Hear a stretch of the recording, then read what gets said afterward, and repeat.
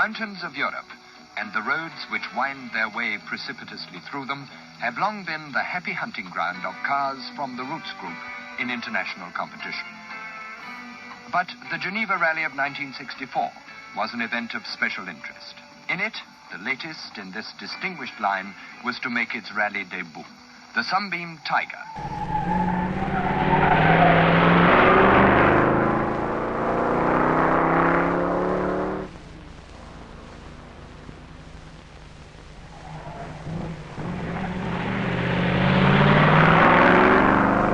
As usual, a full team of 3 cars was entered by the factory, for the Roots Group competition policy has always been all or nothing, and not for them the half-hearted approach of unofficially supported private entries. Leading the team, and incidentally the whole rally, in Sunbeam Tiger number 1, ID Tiny Lewis, so called for his enormous size, and his partner Barry Hughes.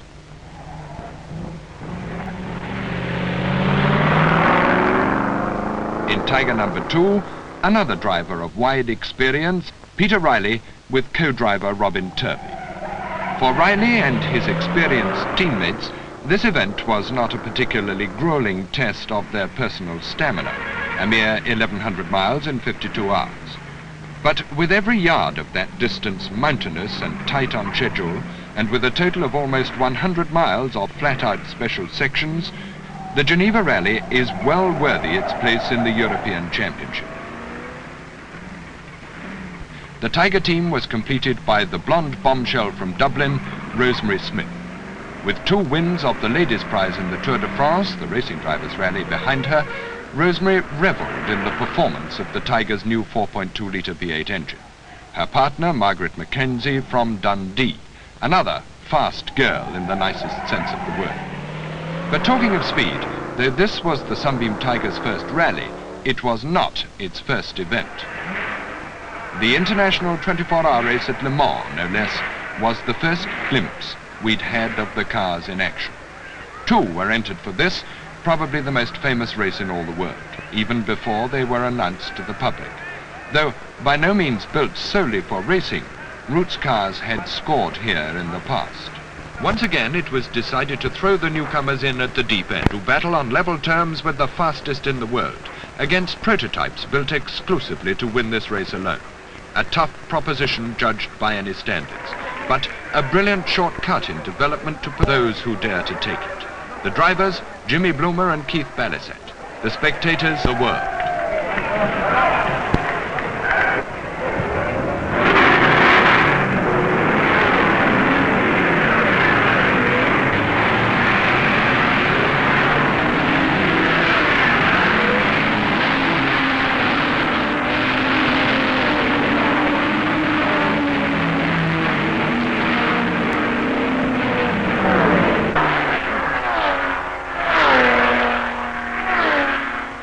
The Ferraris set the pace. Behind them, Ford of America, Maserati, Cobra, Aston Martin and Porsche. Grand touring car and prototype wheel to wheel in the fury of those early laps. The Sunbeam Tigers quickly settled down to the long task that lies ahead. Here's Jimmy Bloomer at Mulsanne. Through the fast swinging curves of Indianapolis. Number 22 there is the Ferrari of Baghetti and Maglioli. Team manager Marcus Chambers spots from the pit as Keith Balisette brings the Tiger sweeping up the straight at over 140 miles an hour.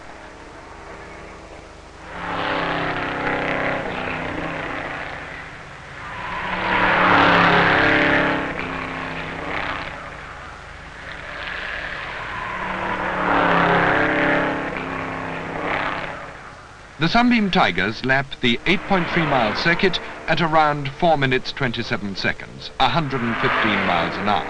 Their best lap was 4:17, and regularly they exceed 160 miles an hour on the Mulsanne Straight. But 1964 is not to be their year at Le Mans. Both are forced to retire before the 24 hours are up. However, victory is not the only reward of competition. Experience has been bought and paid for in the only possible way, and the Tiger has sharpened its claws. In the Geneva Rally too, the opposition was worthy the event, a fact apparent as the field attacks the climb of Montgenèvre.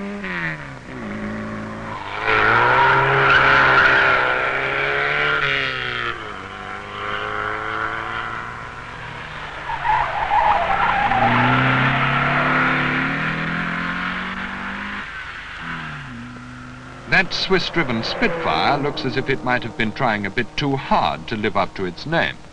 Not so the Turner-Grettinger Triumph, which at this time was leading its class. A truly international scene. The Glass from Austria with a German crew pauses on the Franco-Italian frontier in this Swiss event. And for once, the customs man is slightly curious.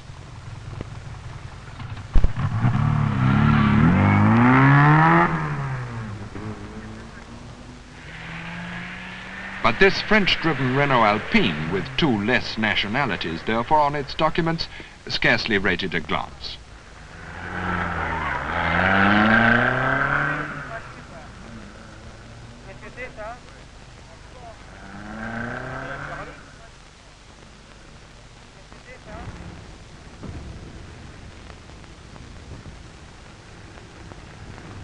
Here's an interesting one, the American Ford Falcon and its distinguished French crew of Grader and Delalande. They ran in the touring car category to profit heavily on handicap.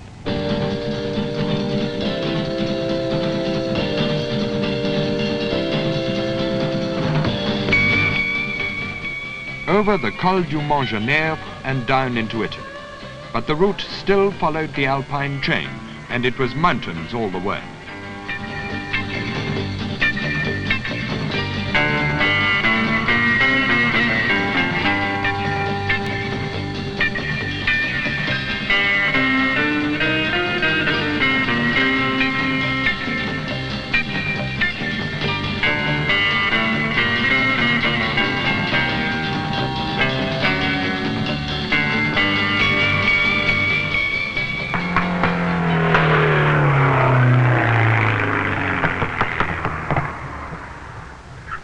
Below now lies the village of Cesana, a familiar landmark and control on the rally route to Sestriere.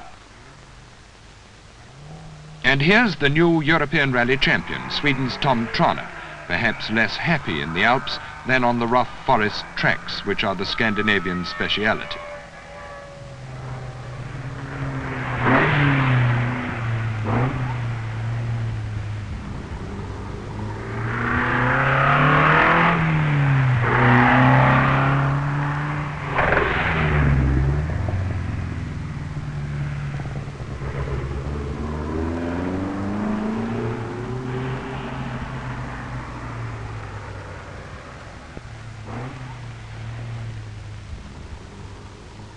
There was no official works entry from Dagenham, but these Swiss-entered Cortinas should have felt much at home in these parts.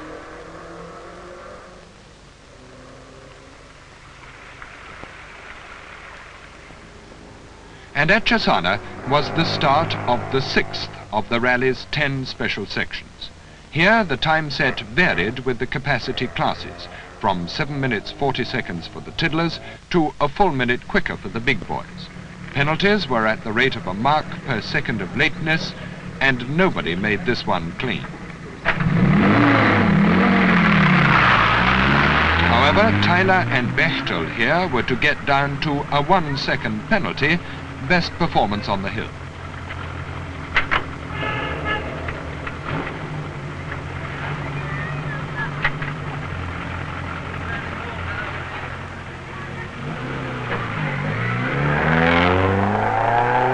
Those two might have done quite well on handicap, but Williams and Davenport there very nearly handicapped themselves clean out of the event.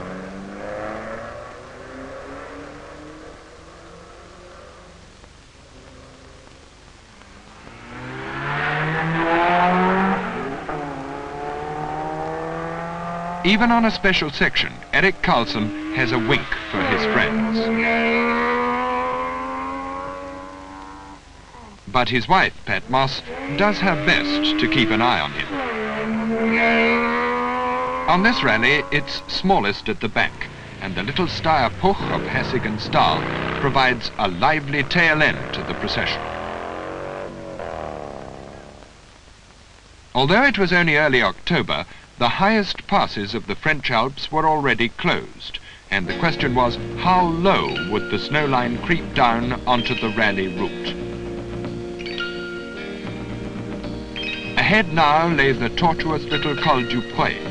The experts recognized the promise of things to come and reacted accordingly.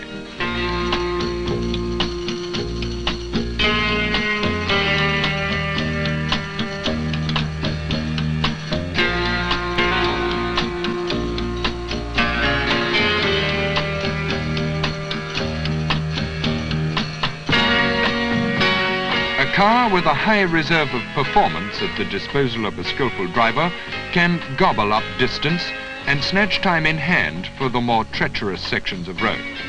The Sunbeam Tiger team did just that.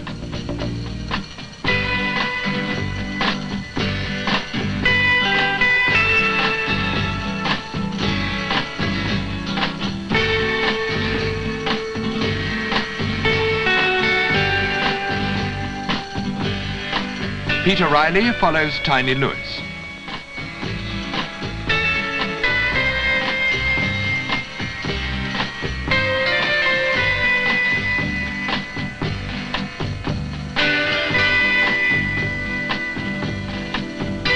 And here's Rosemary Smith.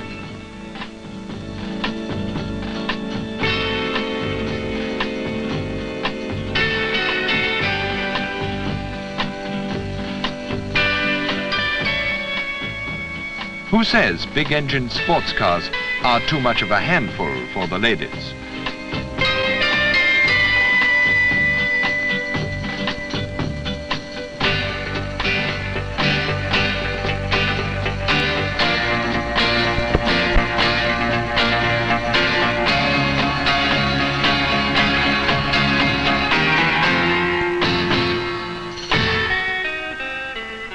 Although not amongst the list of special sections, this spectacular loop of minor cols was no joyride at 1 kilometer to be won in every minute.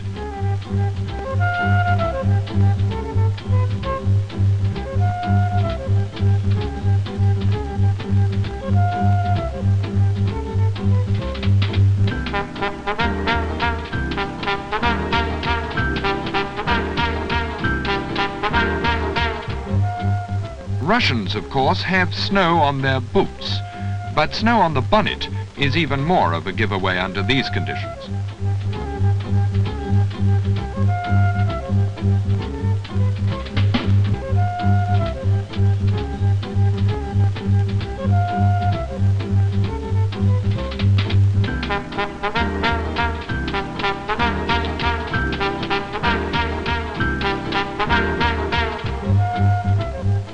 Here comes that Swiss Spitfire again, trying hard to have another accident.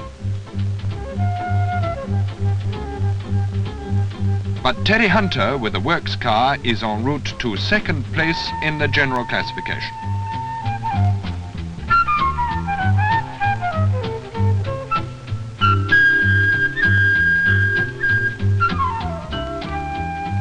The Swiss Triumph Works pair, Tunner and Gretiner, are to finish fifth.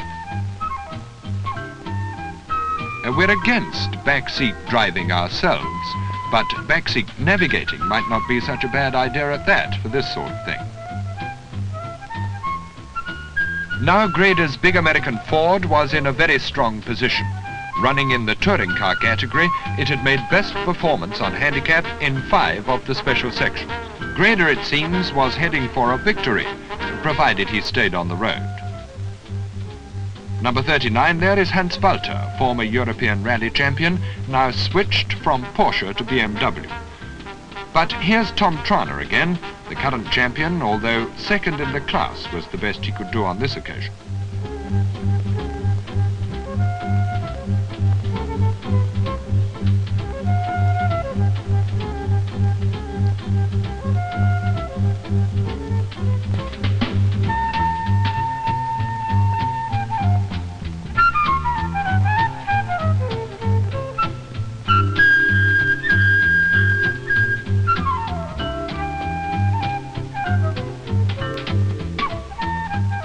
and they say rallies are unpopular with the public.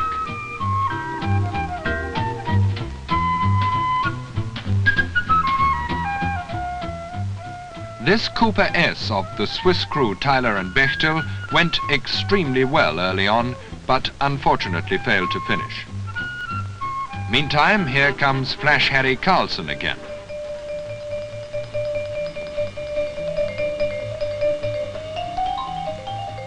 It's gestures like this that make Eric one of the most popular men in the sport, as well as one of the most successful.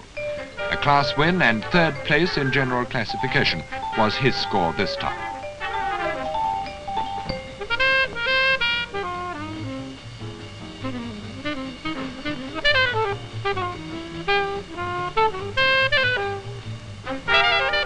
Pat Moss Carlson's ambition is to beat her husband fair and square, in the motoring sense only, of course. But though she doesn't make it this time, she's on her way to the ladies' prize with her Swedish partner Elizabeth Nystrom, and they finish in the first 10.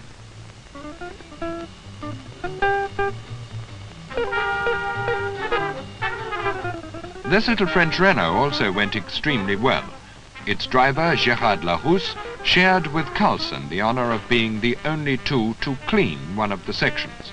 But unlike the Swede, the Frenchman was unable to maintain the pressure.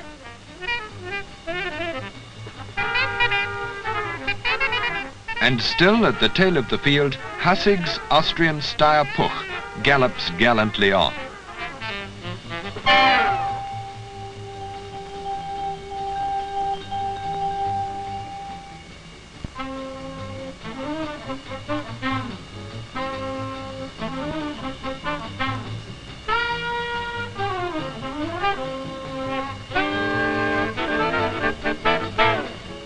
The city of Geneva is always a stirring sight, but never more so than at this time.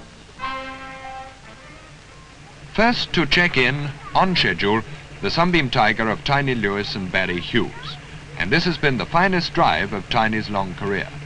Throughout the hectic 1100-mile journey, his has been the lonely position out front.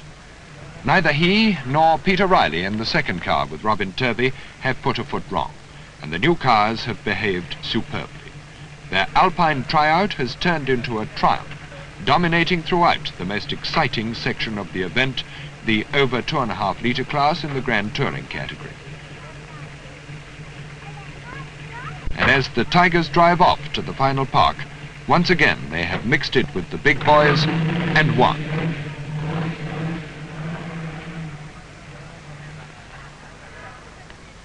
Only 38 of the 74 starters check in at the finish. But now Riley and Lewis are concerned for their teammate Rosemary Smith, last seen on the outskirts of the city of Geneva. And here she comes, delayed by heavy traffic and a last-mile navigational slip by Margaret Mackenzie.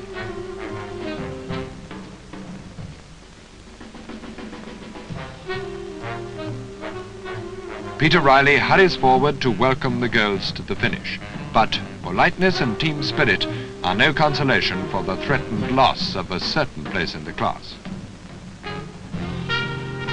As the rest of the field struggles in, the position and the results are clarified. To Grader, his victory.